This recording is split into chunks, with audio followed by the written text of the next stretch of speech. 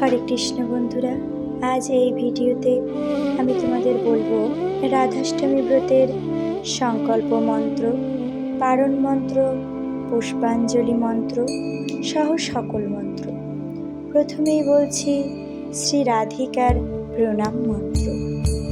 তপ্ত কাঞ্চন গৌরাঙ্গী রাধে বৃন্দাবনেশ্বরী বৃষভানুসুতে দেবী প্রণমামি হরিপ্রিয়ে। এই বলে প্রণাম করতে হবে। অর্থাৎ শ্রীমতী রাধারানী, যার অঙ্গকান্তি তপ্ত কাঞ্চনের মতো এবং যিনি বৃন্দাবনের ঈশ্বরী, যিনি মহারাজ বৃষভানুর দুহিতা এবং ভগবান শ্রীকৃষ্ণের প্রেয়সী, তার শ্রী চরণকমলে আমি আমার সশ্রদ্ধ প্রণতি জানাই।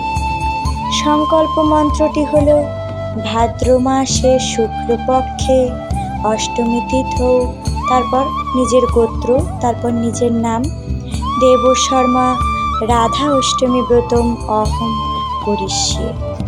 এই মন্ত্রটি বলে রাধা অষ্টমীর সংকল্প নিতে হবে। এবার পারণ মন্ত্র বলছি। সর্বায় সর্বেশ্বরায় সর্বপতয়ে সর্বসম্ভবায় গোবিন্দায় রাধেজিকো নমো নমো। ভূতায় ভূতেশ্বরায় ভূতপতয়ে ভূতসম্ভবায় গোবিন্দায় রাধেজিকো নমো নমো। এই মন্ত্রটি বলে পারণ করতে হবে। শ্রী রাধিকার পুষ্পাঞ্জলি মন্ত্রটি এবার বলছি।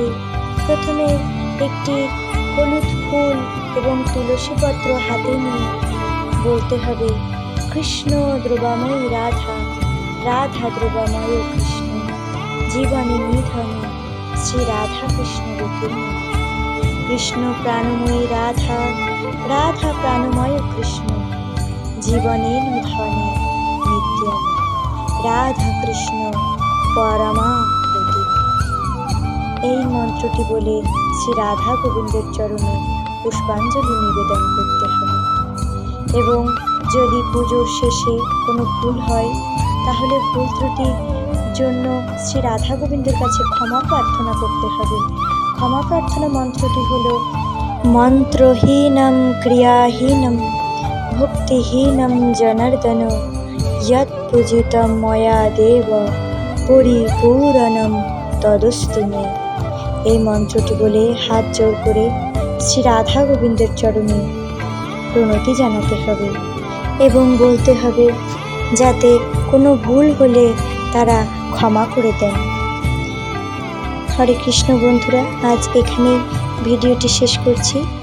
যদি ভিডিওটির কোথাও একটু ভালো লেগে থাকে তাহলে অবশ্যই ভিডিওটি একটি লাইক করে সাবস্ক্রাইব করে দিও। ধন্যবাদ।